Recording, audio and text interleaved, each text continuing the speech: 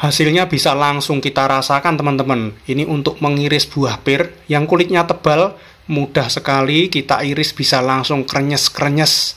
Pisau ini menjadi tajam sekali hanya menggunakan proses yang sangat mudah kita lakukan teman-teman.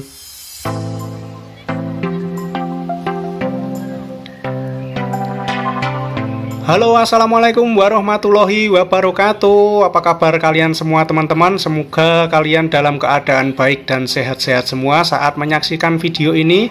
Nah teman-teman, jika pisau di dapur kalian sudah mulai tumpul, tentunya ini akan merepotkan sekali ya teman-teman saat kita gunakan dalam proses memasak.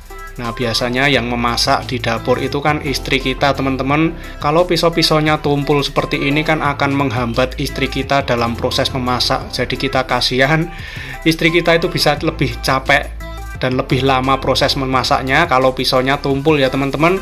Pada kesempatan video kali ini saya akan memberikan tips bagaimana cara menajamkan pisau di dapur yang tumpul seperti ini. Tapi pertama-tama akan saya perlihatkan kalau pisau ini sudah benar-benar tumpul ya teman-teman. Ini saya pakai untuk mengiris buah seperti ini. Dia sudah tumpul, tidak ngefek sama sekali. Bahkan tidak ada sisa atau bekas dari irisan sama sekali ya teman-teman. Karena sudah lama digunakan dan tidak pernah ditajamkan teman-teman. Pisau yang satunya juga sama. Kalian lihat sendiri. Pisau ini sudah tidak maksimal lagi digunakan. Jadi kalau pisau-pisau seperti ini tidak kita proses, kita tajamkan, tentunya akan membuat proses memasak di dapur itu menjadi terhambat dan lebih lama ya teman-teman. Oke, langsung saja.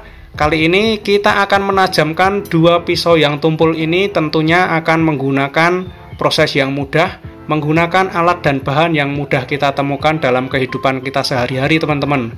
Kita akan mengambil bahan yang dibutuhkan. Yang pertama, untuk membersihkan pisau ini kita menggunakan pasta gigi atau odol teman-teman. Kemudian kita siapkan tisu juga. Nah sebelum kita proses, kita tajamkan, kita harus membersihkan terlebih dahulu bilah-bilah pisau ini. Oke, pertama-tama akan kita ambil pisaunya ini, kita ambil salah satu dahulu, akan kita bersihkan bilah pisaunya menggunakan odol ini ya teman-teman. Jadi sebelum melakukan proses penajaman, kita akan menghilangkan kotoran-kotoran yang sudah menempel lama bahkan berkerak di permukaan bilah pisau ini teman-teman.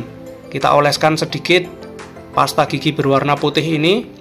Kita oleskan di kedua sisi dari bilah pisau ini teman-teman. Kemudian akan kita ambil tisu yang sudah kita siapkan tadi untuk membersihkan kotoran-kotoran dari bilah pisau ini yang sudah kita olesi sedikit dari pasta gigi atau odol tadi. Pertama-tama akan kita ratakan terlebih dahulu teman-teman. Odol yang sudah kita oleskan ini kita ratakan, kita pastikan mengenai seluruh permukaan dari bilah pisau ini. Nah kita ratakan di satu sisi terlebih dahulu, kemudian di sisi satunya juga kita ratakan seperti ini. Kita oles-oles dengan caranya kita tekan-tekan membentuk lingkaran kecil seperti ini.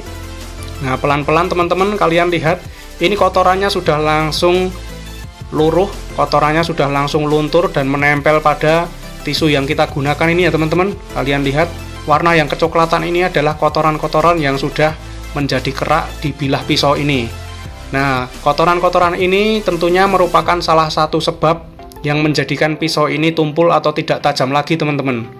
Oke, kita lanjutkan, kita bersihkan, kita tekan-tekan sambil kita putar-putar seperti ini teman-teman. Dengan cara seperti ini pisau akan menjadi bersih kembali.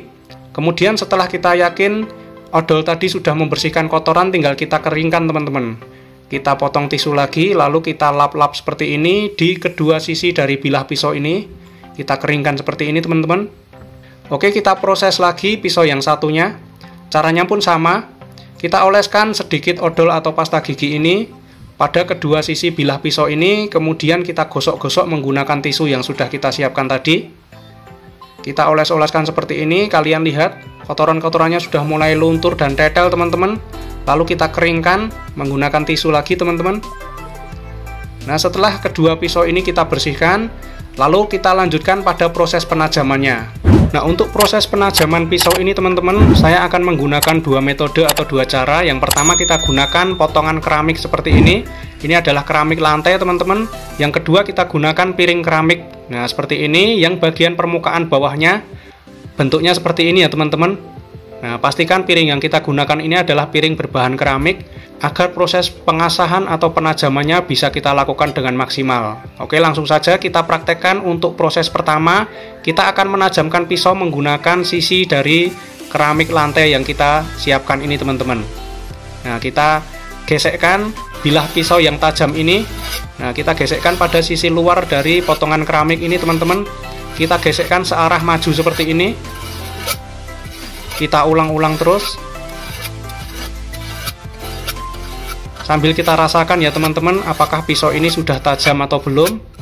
Dan jangan lupa dibalik, kita gesekkan atau kita asah juga bilah pisau pada sisi satunya teman-teman. Jadi kita bolak-balik seperti ini, kita gesek-gesekkan satu arah seperti ini teman-teman.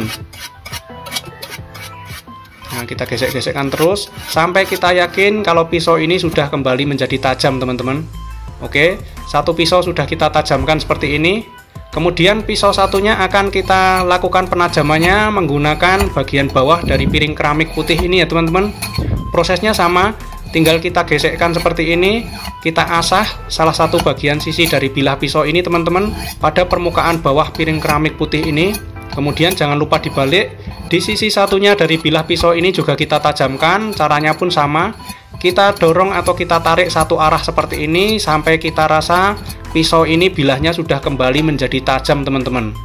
Oke, kedua pisau ini sudah kita tajamkan. Caranya cukup menggunakan potongan keramik dan bagian bawah dari piring keramik tadi teman-teman.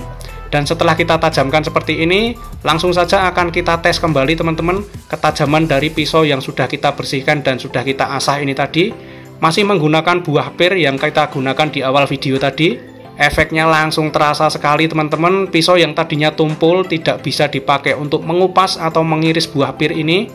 Setelah dibersihkan dan ditajamkan, diasah menggunakan keramik lantai tadi, dia langsung bisa mengiris tipis-tipis seperti ini ya teman-teman. Nah, pisau kalau bisa dipakai untuk mengiris tipis ini tandanya dia sudah kembali menjadi tajam teman-teman. Oke, pisau satunya juga akan langsung kita tes ketajamannya. Kalian lihat teman-teman, ini bisa langsung kita rasakan ketajamannya dipakai untuk mengiris dari buah pir yang kulitnya tebal ini. Rasanya langsung krenyes-krenyes, mudah sekali terpotong teman-teman.